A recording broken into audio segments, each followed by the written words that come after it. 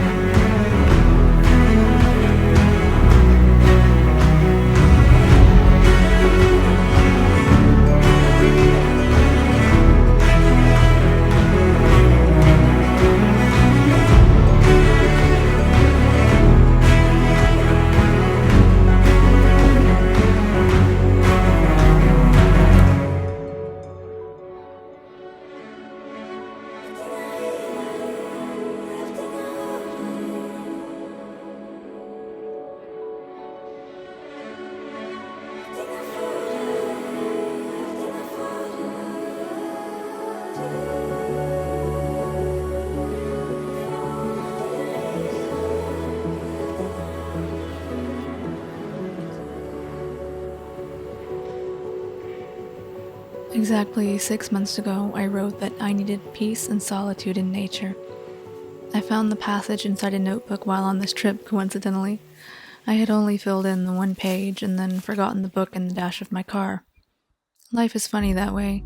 The most trivial things can feel like prophecy, if you're in the right setting, of course.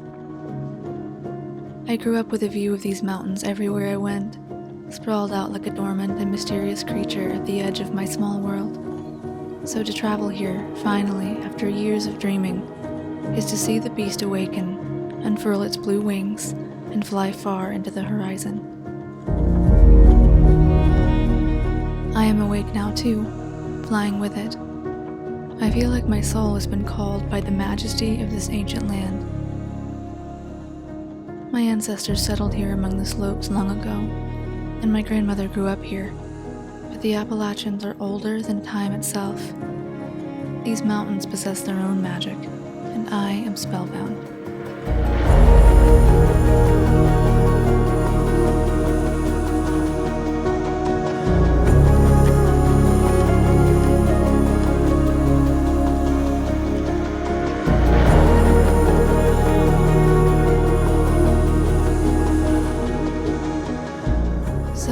Whether I was drawn to this place by my own lineage, a mystic calling, or simply wanderlust, it's almost trivial, because when I finally scaled to the overlook, I knew the real reason I'd come here.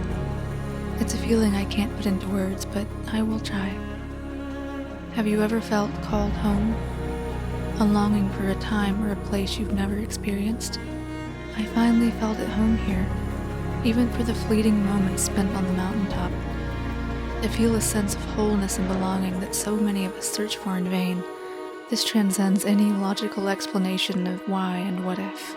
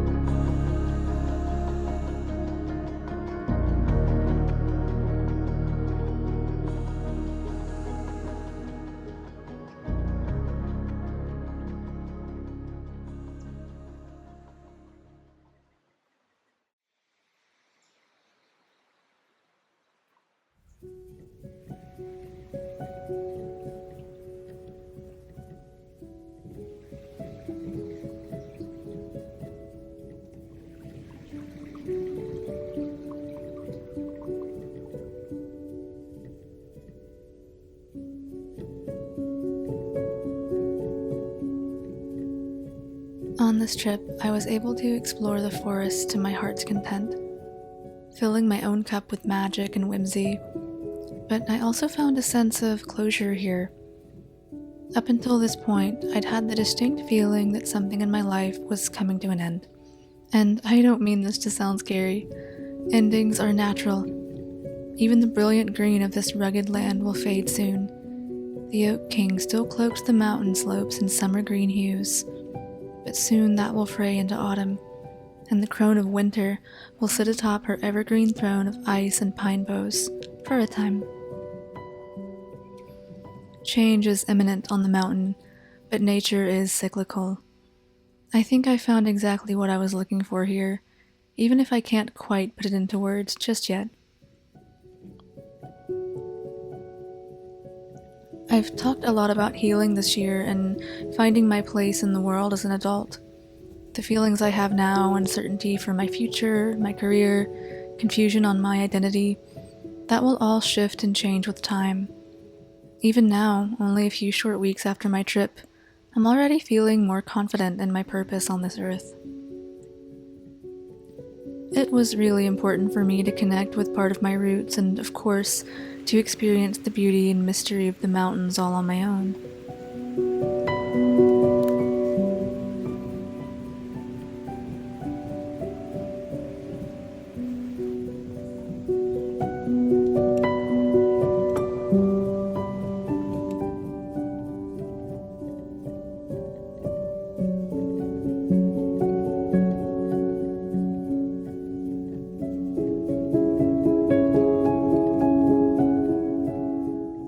On this day, as I hiked along the creek, I'd never heard such quiet in the forest, and it wasn't until I was safe and sound back in my cabin that I realized how alone I truly was out there.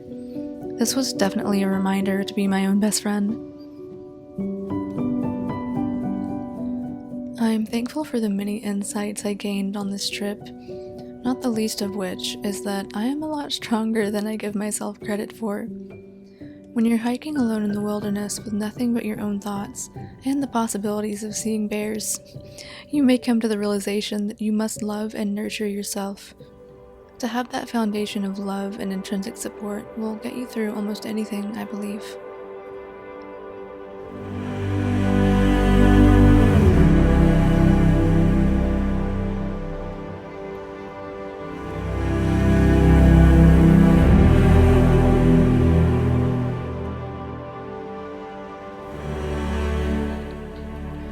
To describe this poplar tree would be like trapping water in my hands or describing a faded dream as the sun rises.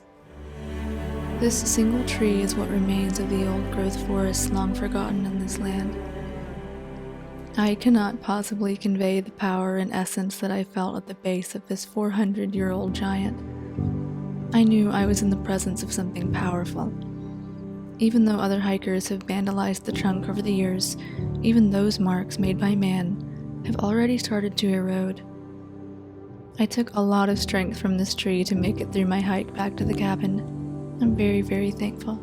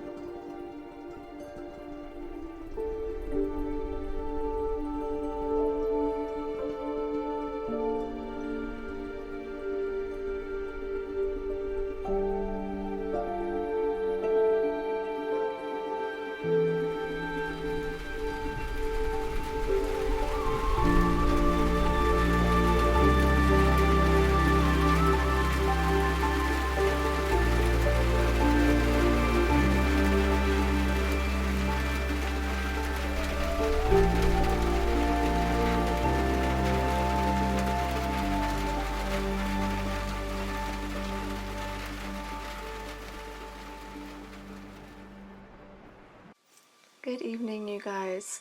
So I wanted to find a beautiful and aesthetic place to film this wrap-up, but it just started raining.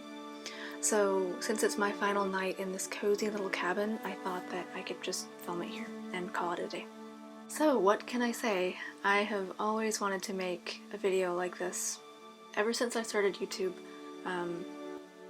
5.5 years ago. And though it's not quite what I want it to be, I think it's important to look back at where I started and see how far I've come. And in this case, it's just such a huge honor and a pleasure to be able to be out here to film this beautiful land, to film these mountains that I grew up seeing outside my window every day at school and on my way to work, to the grocery store. It's one of those things I took for granted, and I don't know why it's taken me 31 years to get out here myself and just experience it myself, hiking and just getting up to the overlook and seeing how everything is so majestic, and it's just right technically in my backyard. And it just goes to show you don't have to travel very far to see beautiful places, and in my case anyway, and for that I am very grateful, very fortunate. So I am beat, I am exhausted. I packed a lot into the last couple of days, as you've seen, but I wanted to read my little list that I made. I thought it would be a great way to wrap up the video. One of my favorite words actually is serendipity, so I've written about that here and how each day has brought something serendipitous and unexpected, and I thought it could be a wonderful way to finish this video. So I wrote, "This week I am thankful for the serendipity that has graced my trip to the mountains." So on Sunday there was heavy rain, and indeed the rain was so heavy that I had to put on my emergency lights and I nearly had to pull over, but thankfully I made it through the storm. And when I got here, the lady in the office informed me that it had not rained in 3 weeks. So the fact that it rained on the day I arrived, I could have moaned and complained that it, would ruin my trip, but actually the creek and the waterfalls that I came to see were overflowing because of all the rain. And I imagine if it hadn't rained for 3 weeks and I went out hiking, it would be bone dry and there'd be no water, and there would be no point in going to the waterfall. So that was the serendipity for Sunday, was the rainstorm. And then on Monday I went out hiking. I hiked for 2 hours up a mountain, which sounds insane, but it was very worth it. However, about halfway up I came to a fork in the road that I didn't realize was there, and I wasn't sure which way to go. And at that moment, 2 cyclists come up behind me, and I realize it's actually the couple that's staying in the same camp as me. They're a few blocks down, and we recognized each other, and they were able to give me directions. But I hadn't seen them once the entire way, and the fact that we both arrived at that fork at the same time, that was a godsend, because I almost went the wrong way. And I would have figured it out eventually, but it would have taken me a long time, and lots of patience to go back and then climb back up. So I thought that was just like a guardian angel watching over me, and I very graciously thanked them. On Tuesday, there was more rain forecasted, but by the time I reached the poplar, the sun came out. As I was hiking, and I'm so close to the poplar, I haven't seen it yet. This is before I'm seeing it for the first time, and it's just very gray and overcast and kind of gloomy. And I just said a prayer. I said, please let the sun come out. And I know this sounds silly, but right as I come up to the poplar, the sun peeks through the clouds. And we can't control the weather. I think it's silly and egoic to pretend that I had something to do with that. But the fact that I said a prayer and I said, please let the sun come out, and as I was sitting in front of the poplar at the base, and the sun started shining through, and I was able to get beautiful shot of the leaves. That was not me, that was not my human will, that was something beautiful and divine in nature, and I'm getting emotional. But I'm just really thankful for all the moments I had on this trip, for the rain, for the kindness of strangers, and for the beautiful sunlight, and of course the 400-year-old tulip poplar on the Bear Creek path. So, yeah. So, those were my few moments of serendipity on the trip.